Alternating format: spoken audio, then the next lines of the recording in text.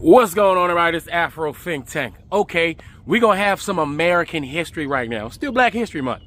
All right? This is the only white man that can be featured in Black History Month. Listen, this white man has a permanent seat at every black person's cookout. You ain't even got to invite. He invite you to the black cookout. All right? This guy was sitting there with your auntie the whole time waiting for the macaroni and cheese to be made. I'm trying to tell you. All right? He getting the first plate. All right, grandma gonna make his plate, and they ain't using paper plates for him. He getting the good silverware. Matter of fact, he can go sit in the house with the elders, while everybody else in the backyard and front yard. All right, and the boys in the front yard better roll him up a fat one. All right, he get the first puff and the second puff and two more puffs after that. It's puff, puff, puff, puff, and pass for this guy. All right, John Brown. This dude, he's honorarily black. All right, he would never be considered white ever. All right. He would probably wouldn't say the N-word, all right, because if you said it, he'd probably chop your goddamn head off. He was about that life. If you white in America, listen, this the shit they don't teach you in school, all right? If you white in America and you want to be proud of being white, this is the guy you need to be, this is your hero, all right? This your dude right here, John Brown, all right? His last name, he got Brown in it. That's how black he is, all right? All right, this white guy tapped into his African ancestors. I'm telling you, that goddamn African DNA came out of this white man, all right? And he was about that life. He was about that business, all right? And of course, the American government executed him for it, because God knows you can't be a righteous white man in America without being executed. You know, like the white guy that got executed, you know, for exercising his, you know, Second Amendment rights when he went down to that protest, right? And didn't do anything and got executed by Border Patrol for it, you know? That's that John Brown energy, all right? You white folks need to get that John Brown energy. Y'all need to start naming your kids John Brown. When Halloween come up, you need to dress them up like John Brown. You need to be doing reports on John Brown. That's American history, all right? You can be proud. There's some shit you can be proud of, but you see, they don't put this shit in your face. They don't want you to be proud of this. They want you to be proud of John Brown's enemies. Not John Brown. That's an American hero. That's a hero. They need to make more movies about him. I think Matthew McConaughey played him, right? Fitting actor to play him. All right, but anyway, let's learn about an American hero, a black hero, John Brown, a true ally to black people. Anyway, that's all I gotta say. It's Afro Think Tank. Learn something, teach them. I'm out. John Brown walked into a federal armory with 21 men and a plan to start a war against slavery. He wasn't confused. He wasn't unstable. He was ready. And they hanged him for doing what the government refused to do: fight for black freedom. It was 1859 and John Brown led a raid on Harper's Ferry. His goal: take the weapons, arm the enslaved black people, and ignite a rebellion across the South. Not a riot, not a protest, a war. He'd spent years preparing. This wasn't some last-minute act of rage. He raised money, built relationships with black communities. He listened. He planned. He studied revolutions. And then he moved. He and 21 others, including 5 black men, they stormed the armory. They held it for hours. But word spread. The military showed up. Some of Brown's sons were unalived. Others were captured. He was arrested, beaten, and put on trial. They offered him a chance to say it was a mistake, but he didn't take it. Instead, he said, "I'm not guilty, but I do acknowledge having done what I did. And if it's necessary that I die to end this blood-soaked system, then so be it." They hanged him on December 2nd, 1859, and he never apologized. He believed slavery was a crime that couldn't be voted away, that justice couldn't come from inside a system that created the violence in the first place. And I don't disagree. And apparently they didn't either, because 16 months later, the Civil War began. John Brown wasn't a martyr. He was a fighter. He saw a system built on chains, and he broke that silence with action. He didn't wait for the right election cycle. He didn't ask if people were ready. He made his choice and accepted the cost. And if you've never heard his full story, it's because they don't want you to know that somebody did what actually needed to be done. And they sure as hell don't want you asking yourself what you would have done if you were alive then. Or worse, what are you doing now? 166 years ago, John Brown led a militia of 20 men to raid Harper's Ferry, where he planned to take over the United States' largest arsenal and armory to incite a rebellion against slavery.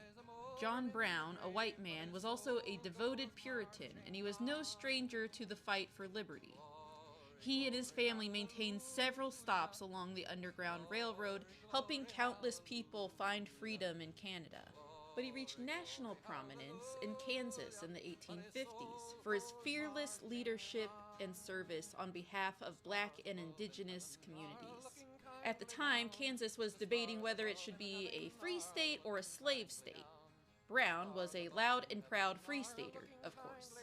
Meanwhile, pro-slavery settlers aligned themselves with the, I shit you not, Law and Order Party. In 1856, tensions in Kansas came to a head when federal militia, border ruffians, and so-called law enforcement sacked the abolitionist stronghold of Lawrence, Kansas. They looted the homes of all the city's residents, destroyed their belongings, and stole everything of value. And they, of course, did what they came to do, by order of the federal government. Destroy the Free State Hotel and the 2 publishing houses of the area's most important abolitionist newspapers. One of those newspapers never reopened. The very next day, an unrelated incident occurred in the U.S. Senate chamber. House Representative Charles Sumner had recently given a fiercely critical speech directed at slaveholders. Preston Brooks, another representative from South Carolina and part of the pro-slavery faction, ambushed Sumner, who was writing at his desk. Brooks began beating Sumner with his wooden cane as other statesmen watched. He didn't stop beating Sumner, even when the cane splintered into pieces against Sumner's back. William Cullen Bryant of the New York Evening Post asked, "Has it come to this, that we must speak with bated breath in the presence of our Southern masters? Are we to be chastised as they chastise their slaves? Are we, too, slaves? Slaves for life, a target for their brutal blows when we do not comport ourselves to please them?" John Brown answered with a resounding no. Some thought his actions in Kansas took the issue too far. He would disagree, as would the Black and Indigenous communities that he helped protect. 3 years after earning the title John Brown of Osawatomie, he would lead his infamous raid on Harper's Ferry. Brown's party was ultimately defeated by the U.S. Marines. John Brown had originally asked Harriet Tubman and Frederick Douglass to join him in the raid, but Tubman was ill and Douglass declined, claiming Brown's plan to be suicidal. Douglass was right. Those of Brown's party who survived the 3-day standoff were tried for treason and hanged, including John Brown himself. It would earn him another title, America's First Terrorist. When it was time to give his closing statements, he knew he would be put to death no matter what he said. Still, he saw an opportunity to snatch victory from the jaws of defeat.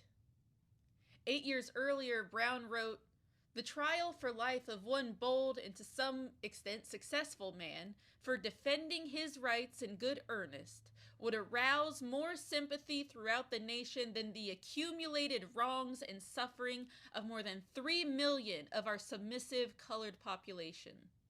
These are John Brown's last words to the court before his sentencing on November 2nd, 1859. I have, may it please the court, a few words to say. In the first place, I deny everything but what I have admitted to all along. The design on my part to free slaves. I intended certainly to make a clean deal of the matter, as I did last winter when I took into Missouri and there took slaves without the snapping of a gun on either side, moved them through the country, and finally left them in Canada. I designed to do the same thing again on a larger scale. That was all I intended. I never did intend murder or treason or the destruction of property or to incite or excite slaves to rebellion or to make insurrection. I have another objection, and that is it is unjust that I should suffer such a penalty. Had I interfered on behalf of the rich, the powerful, the intelligent, the so-called great, or on behalf of any of their friends, either father, mother, brother, sister, wife, or children, or any of that class, it would have been all right. And every man in this courtroom would have deemed it an act worthy of reward rather than punishment. The court acknowledges, I suppose, the validity of the law of God. I see a book kissed here, which I suppose to be the Bible, or at least the New Testament.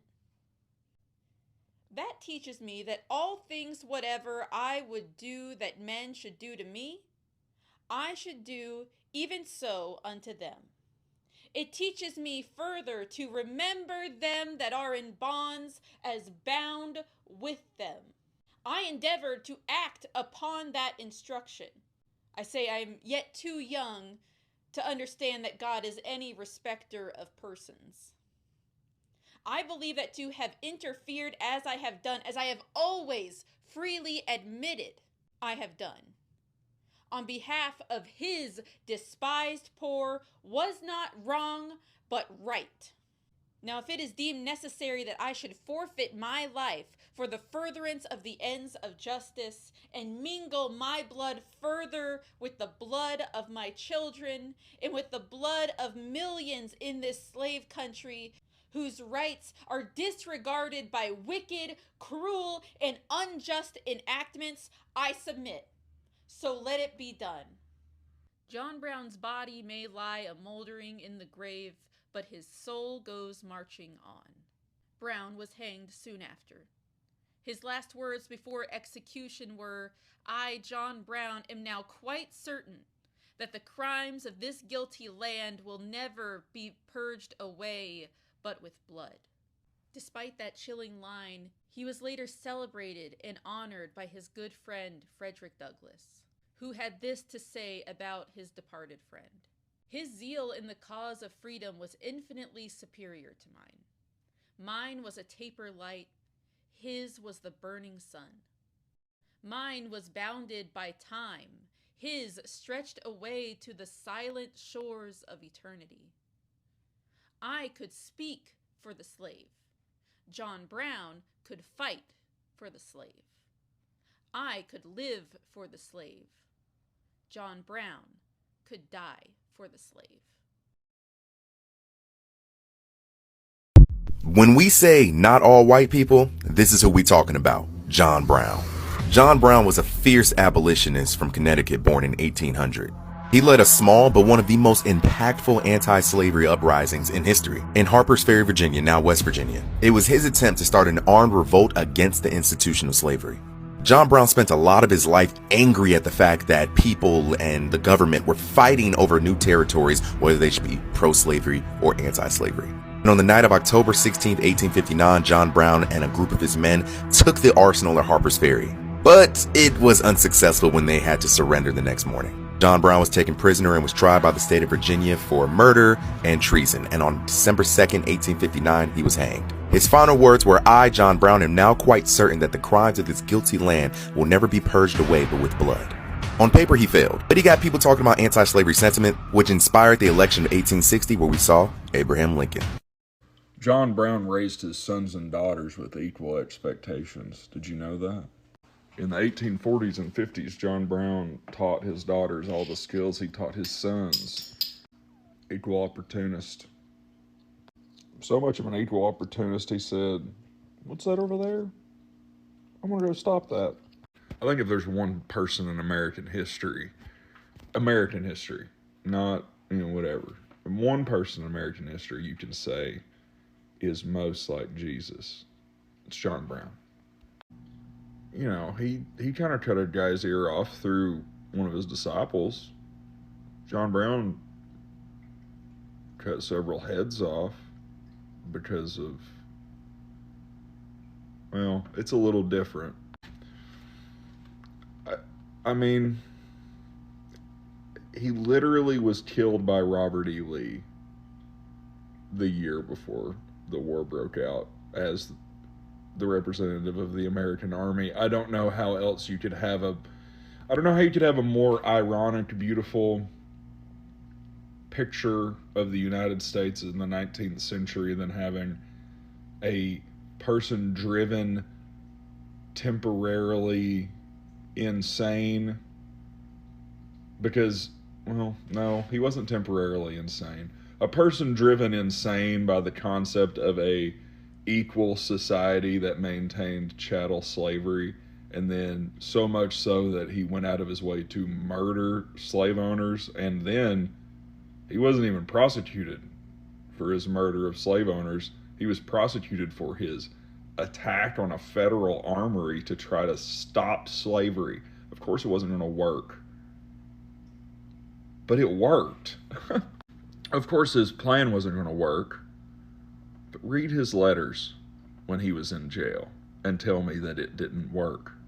He knew what was needed. He knew a sacrifice needed to be made. And that's why I think, like, if there's a Christ-like American image, it's John Brown. Because if there's going to be an American image, it's going to be imperfect. And the murder can be the imperfect part. But everything else is perfect. John Brown rules, like, in every way. Read John Brown, Abolitionist by David Reynolds. Trust me. Those of y'all who have followed me for a while have heard me say this. What is the practical outcome of the action of the situation? You can tell me John Brown did not successfully start an insurrection and go to the top of the Appalachian Mountains and then stop slavery by starting his own society up there with his own constitution and everything. That did not happen. His actions did lead directly to the abolition of slavery, which is what he wanted. This is one of the most controversial paintings in the Kansas State Capitol. It is depicting John Brown that people saw as a hero, but also as a villain. Who is John Brown, and why is he in the state capitol? So John Brown is one of the most famous abolitionists that's ever lived. He's a very complicated individual and very misunderstood. To understand Brown, you have to understand his religion. Right. So John Brown was a hardcore Calvinist. He believed in a God of the Old Testament that directly intervened in human life. John Brown believed that he was personally selected by God to bring in destruction and end to slavery. Oh, wow. So he saw himself as a warrior of the Old Testament. So he felt like he had divine will to bring an end to slavery. Had you been wandering the corridors of the Capitol up into the late 1930s, you would have seen no artwork on the walls. They wanted to change that.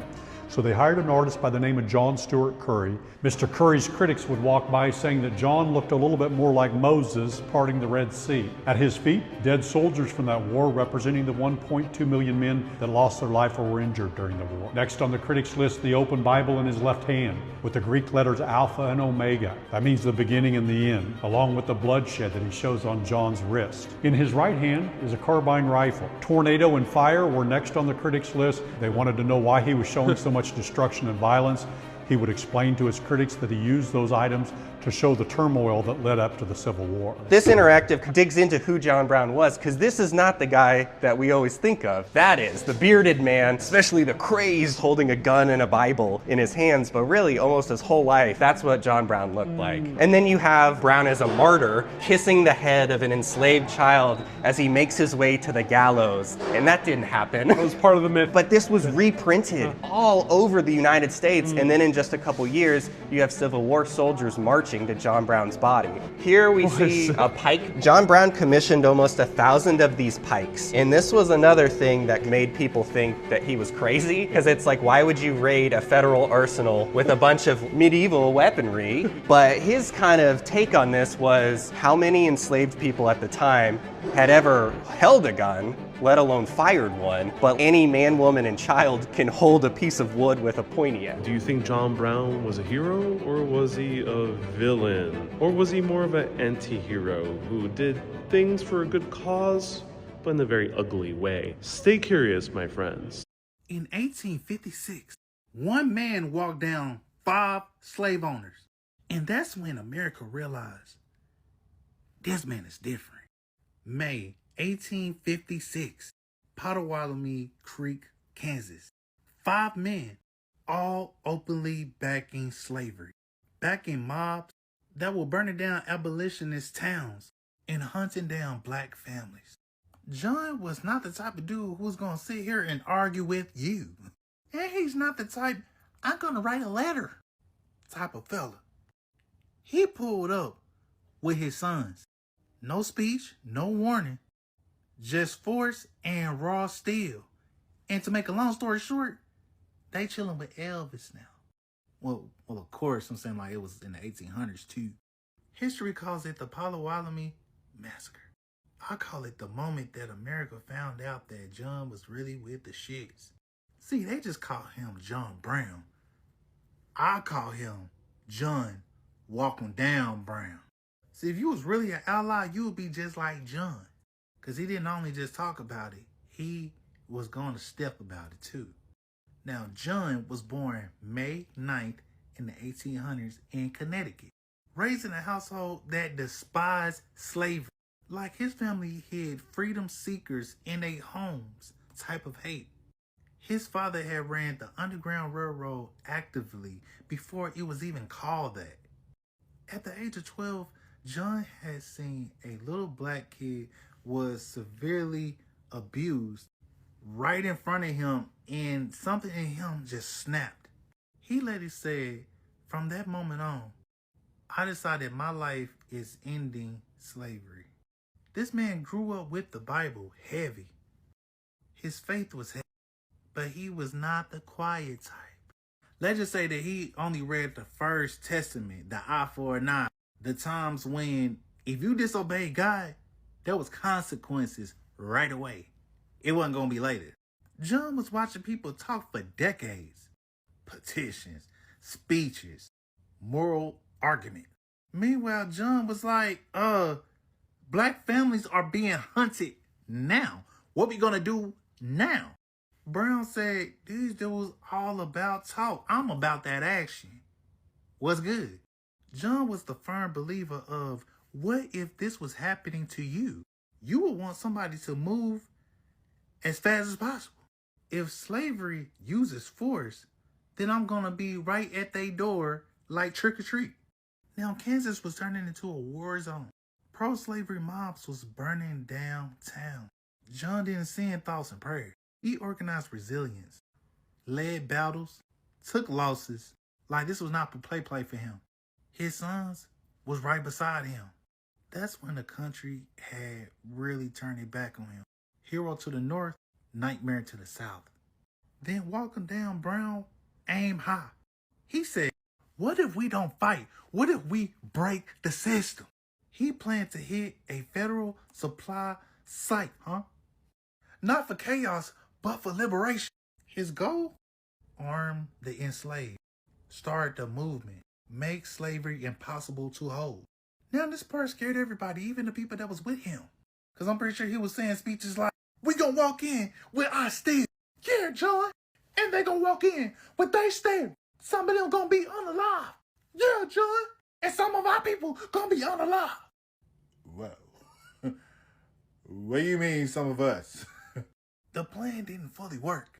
He was surrounded and overpowered, captured. But listen closely. John never begged, never denied, never apologized for what?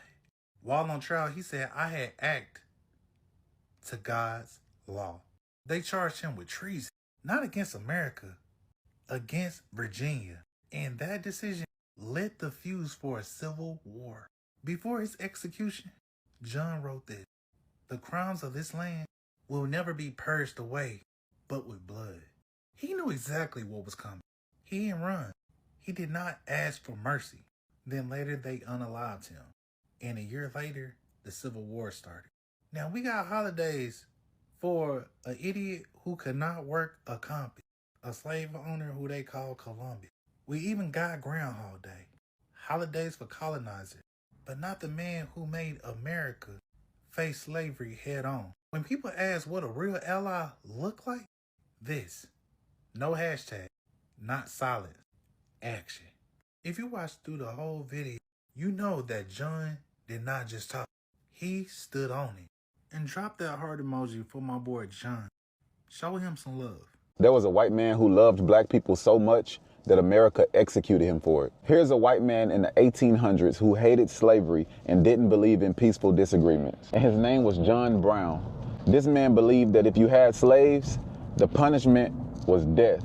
So he believed that you should die if you participate in such act. He told people straight up, slavery was started by blood and it should end with blood. And he didn't just sit around and wait for stuff to happen. He went to Kansas and killed slave owners himself. No excuses, no warning, just did it. He led an armed raid to free enslaved black people, and he tried to start a slave rebellion. They called him a terrorist, but black people saw him as a freedom fighter. He was even co-signed by Frederick Douglass, but eventually, of course, he got caught by the U.S. government and they executed him. So this white man, John Brown, didn't just talk about black freedom. He actually went to war behind it. And that's why is he such a hero? Because he pretty much ended slavery all by himself and was, and like all great patriots, was tried for treason. And he's the only white man who has ever earned a spot on Black History calendars. All right. Let me tell you, probably the #1 human being that's ever been produced in America. Ever. It's John Brown. Abolitionists. Black folks couldn't belong to the abolitionists. They said we are too childlike. No black person could ever join. You got a bunch of white folks that will kill white folks, die for me, but I couldn't belong to them. That's not what I'm bringing out. John Brown, #1. John Brown. Why? When he went to Harper's Ferry, he took his 2 sons with him. Nobody will fight harder for blackness than me. Money-wise, it take a thing for me giving money for my children to go to private schools or money to the movement. I picked the movement.